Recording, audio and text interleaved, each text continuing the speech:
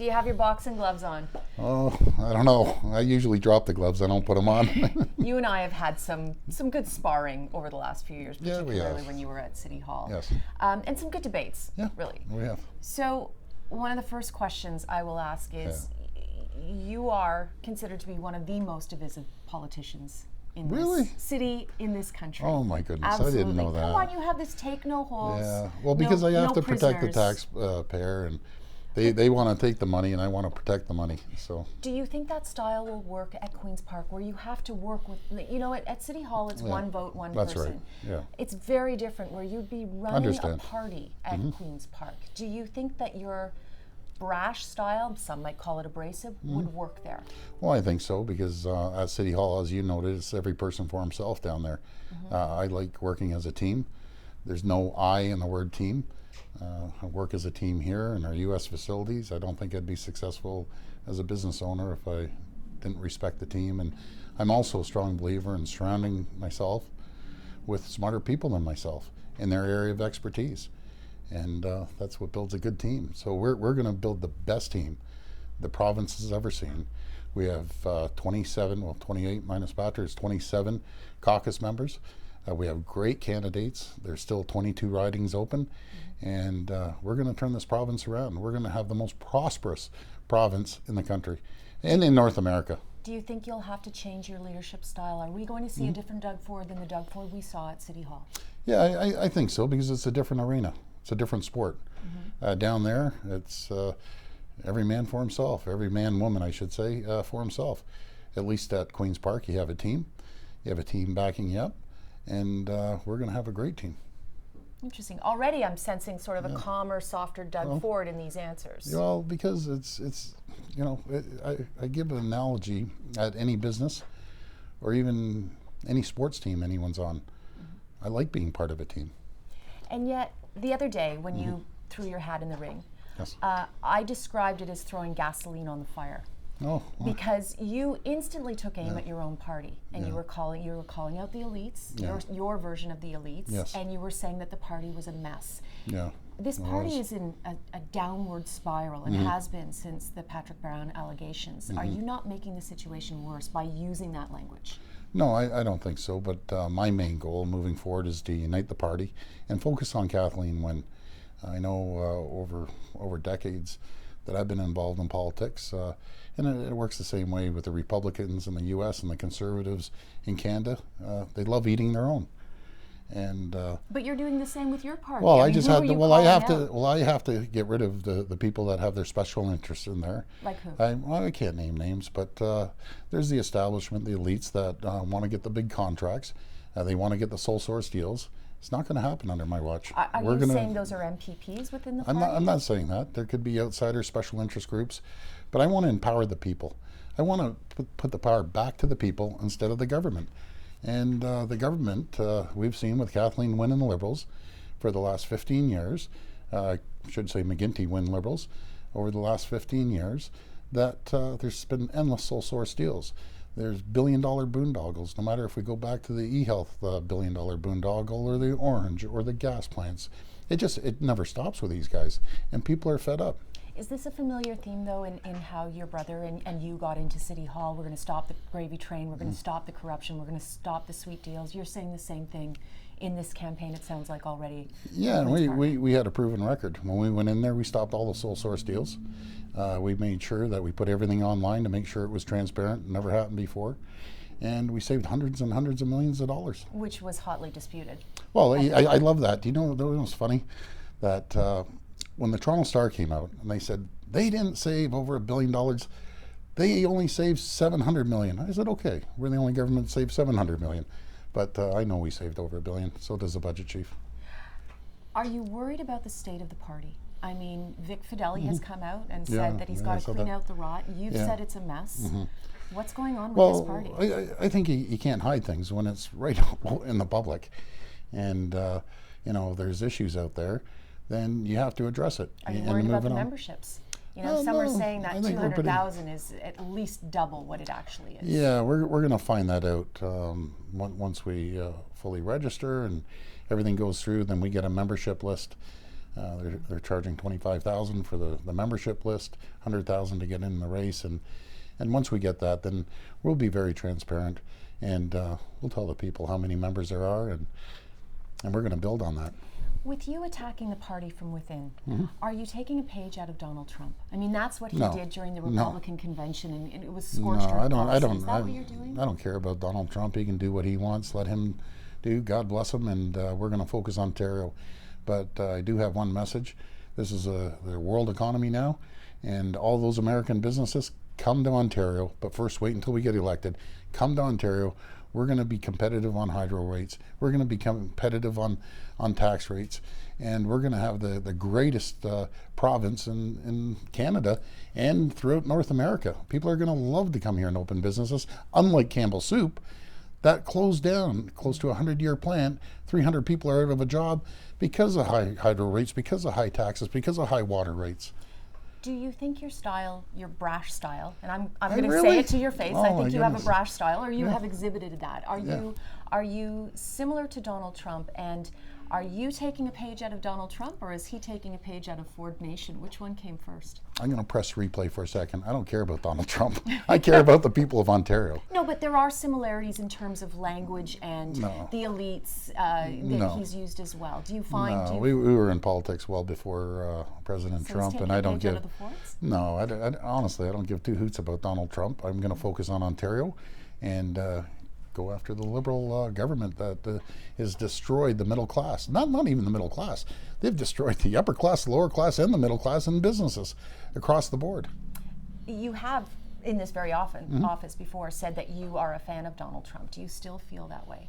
Well, I'm going to differentiate between the U.S. government and here in Ontario. You don't want to talk about Donald Trump, do you? I don't need to talk about Donald Okay. Trump because I'm focused on Ontario. I'm laser beam focused on the people of Ontario. Okay, never mind Donald Trump then. Kevin Mm-hmm. O'Leary. He had this, larger than life brash approach, Mm-hmm. and he couldn't survive and get enough votes within the Tory leadership. Do you think that Canadians can handle that big personality in politics that you have, that Kevin O'Leary have? Well, Kevin's a pretty bright business person, but he never served any of the people. And I like Kevin O'Leary. He's an associate. I've talked to him, and a nice guy, but he wasn't prepared to sit there and do the 18-hour days, go to people's residence, and I know you don't do that federally, but really engage with the people. And I have a great deal of respect for Kevin O'Leary, but he wasn't prepared to sacrifice 24/7. I left this office at 1 o'clock in the morning last night. I was up at 5 o'clock, driving downtown to meet people and do interviews. What do you think of the Me Too campaign in this current climate right now that brought down Patrick Brown? Yeah, well, something, I think everyone should be respected. No one should abuse their power or their privileges. As you know, Cynthia, you've seen my 4 girls, my wife, but it's not just women. It goes for men too, on both sides, or young men or whatever. Everyone has to start respecting each other. That's really what it comes down to. There have been a lot of people, though, that have criticized the PC party for hanging him out to dry, some might say, and not giving him a chance to defend himself. Do you think the party acted properly? Well, I can't comment on that really. That's up to Patrick Brown and the party to sort out. Oh, but I think you can comment on that. If you want to be leader of this party, do you think, how would you handle a situation I didn't, like you know this? something, I don't know the internal runnings of the 28 caucus members. I wasn't down there. I don't know the likes and dislikes of who's on whose team per se. But I'll tell you one thing, I'm going to unite that party. We're going to move forward. And our mission is to make sure that we start respecting the taxpayers, putting money back in the taxpayers' pocket opposed to the government. And our target is not internally. Our target should be on Kathleen Wynne and the Liberals. I think in light of the Patrick Brown allegations that there will be a much more stringent vetting process. Oh, sure there will be. So you are going to be looked at more closely by the party than ever before, I suspect. Do you have any skeletons that you're worried No, about? do you know what's funny, Cynthia? No family in this country has been vetted more than the Ford family. We have been chased around. People have talked to my kindergarten teacher, talked to every single person I've ever been around. They've chased us into the U.S. They've chased us here. They've waited outside our buildings. They followed us around. So if there's any family that's been vetted, it's been the Ford family. Our family is an open book, and I'm first to admit that we've had our challenges. It was out there. But we also take care of the taxpayers, and we work our backs off. And I'll tell you one thing, no one is going to influence me or anyone part of our family on special contracts, sole source deals. Not going to happen. It's just not going to happen. You know the Globe and Mail article and allegations about drug dealing when you know, were a kid, a teenager, will come up. Yeah, they can do that. It's old news. They went through that, and it's a bunch of nonsense. And that's what bothers me. They can throw any story they want. I know one thing. I've sacrificed my life to give back to the people, to be a public servant. I give up my salary. I give up my business. And a lot of politicians give up their family to a certain degree, that they're out there 12 hours a day, 7 days a week sometimes. That's a huge sacrifice. But that's what we believe in. You have to give back to the people. I have a great life. I don't need to be running for politics. It's a passion of mine. We still get, even when I wasn't in politics, I still had 10 to 15 constituent calls a day on every issue, federal, provincial, and municipal. We're there to serve the people, and they've supported us, and I feel this obligation that I can't sit back and watch this province go down the tube like it has been. We're paying $1 billion a year in interest in servicing our debt. It's staggering. People talk about California, they're in debt. We have 1/3 the population of California, and we have 3 times the amount of debt, or double the debt, I should say. I apologize. Double the debt, 3 times the population. Something is wrong in this province. I am sensing this is what your theme, that this is part of your campaign speech already, and how you're It's hoping just to the win way I leadership. feel. It's not even script. That's just the way I feel. It's true. Will you follow Patrick Brown's platform? The majority of it. And it's not so much Patrick Brown's. We had a policy convention. People voted on it. There's one thing that we're going to look at, and that's the carbon tax. You don't like it? No, I don't like it. But 89% of our party didn't like it either. So I'm not too sure why it got in there when 89% of your party didn't want it. But it's just a bad tax. We do have to come up with a solution. And as the whole province has seen, this train's going down the tracks at about 300 miles an hour right now. Everyone's trying to get their hands around everything. And over the next few days, I'm going to put out our platform a little more in depth on the carbon tax. But I believe the party decided. I'm going to run with the platform, the vast majority of the platform that the party put forward. It's a good platform, too.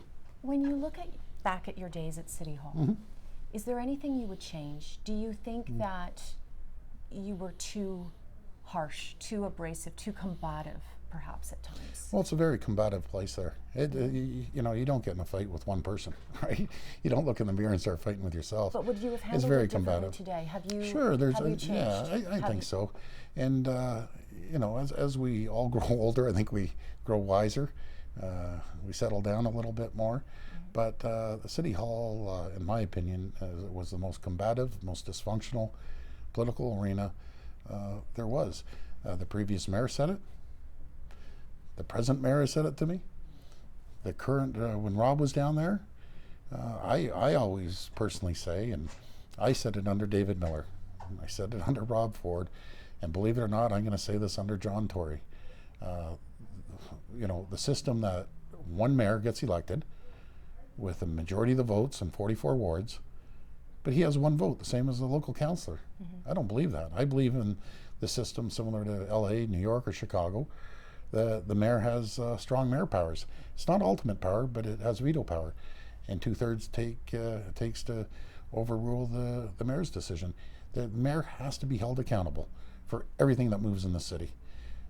Even though he may not be responsible for it, it falls under his domain, right? The TTC, the police, the hydro, all the boards, he has to be in charge. So if you won the leadership... John Tory's probably doing cartwheels here on this right now. If you won the leadership, yes, and if you became premier, how would you work with City Hall? Oh, I could work with City Hall quite easily. Everyone gets into politics. You put your differences aside, you move forward for the people. The mayor is accountable to his voters. I'd be accountable to our voters and everyone, not just our voters. And the Prime Minister is accountable for his voters in the country. I get the sense that you bring out extremes in people and their reactions to you jumping in the leadership race. And it feels like half the city is horrified and angry, and half the city is like, yes. How can you bridge that gap and bring people closer to the middle when it comes to Doug Ford? And can you? Well, again, this is I know I can. This is about the team. I've talked to 27. I'm probably at 21 MPPs.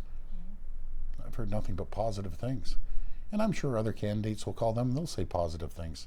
A lot of these MPPs I've known for a while, and we're going to form a team to go up against Kathleen Wynne. We're going to have the best team the province has ever seen, and we're going to need strong leadership. And I'm going to move this team forward and make this the most prosperous province in the country, not just in the country, but in North America. You might have some interesting names that you're up against for this leadership contest. Carolyn Mulroney is being floated. Rob Phillips is being floated. Perhaps one or two within the party. What are you going to be able to offer that they can't? Well, experience.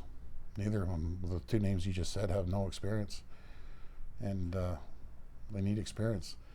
They have to understand what's going on in the province and the largest city in the country, and neither bring that to the table. They're good people. I think they'll be great candidates, and I welcome them part of our team. I'm not getting a rise out of you, Doug. I'm sensing a much mellower Doug Ford today. Well, it's every day. You just have to move forward and make sure the team works. Do you think you can keep this more calm Doug Ford, or is I that think going to continue? I think I've been pretty calm for the last few years. So well, okay, but you once called me a jihadi terrorist. I did? Yes, No, you did. I don't remember that. I remember that. Yes, and I you don't and your remember brother. that. Yeah, I do. I really don't. You actually did. Yeah. Olivia Chow put it on a T-shirt. Yeah. Wow. Yeah. And you and your brother had a For very that, I apologize. I don't remember that. Because the truth be known, folks, this is one of my favorite No, don't interviews. don't No, say I know you're going to clip this, but this is one of my favorite interviews. As you can tell, she's not soft. She's tough as nails with me. But I respect Cynthia. Well, that being said, Yes. there was that moment. You had a very Yeah. antagonistic relationship with the media, and I would almost compare it in a way to Donald Trump, although Yeah, not quite as bad. And the we media were called had it. maggots. Yeah, at I one know, but the point, media and was just as bad. Do you let's call think? the truth. Do you think that you will continue to have that type of a relationship with the media if you do end up at Queen's Park? No, I hope not. The media, they don't have halos over their head by any means. I remember seeing some media in Chicago. You're Well, no, back. but it's true. It's true. You guys aren't angels, and we got to respect each other. And you have to do your job. I have to do mine. But there were tough times in the city. There was no doubt, and there was a lot of action happening, and I think it's going to be a little more structured. I like structure. I like structure in business. I like structure in any team I belong to, and we're going to have a good time. What would you have done differently? The Doug Ford today, these years later, looking back at your days in City Hall, what would you have done differently? It's interesting. You learn by your mistakes. Sometimes you best to walk away and not say a word. Ignore all the people throwing the stones and knifing you in the back and everything else. You just have to take it. That's why Rob had a little thicker skin than I did, because he was down there for I guess 10 or 11 years before I got there, and it was a new experience. And but it was funny because we'd all be arguing down there. The same people we're arguing with would all go out for lunch. So it's a different place, different type of cats at City Hall, I'll tell you. Doug Ford, thank you. Thank you, for the Cynthia. interview. Thank you.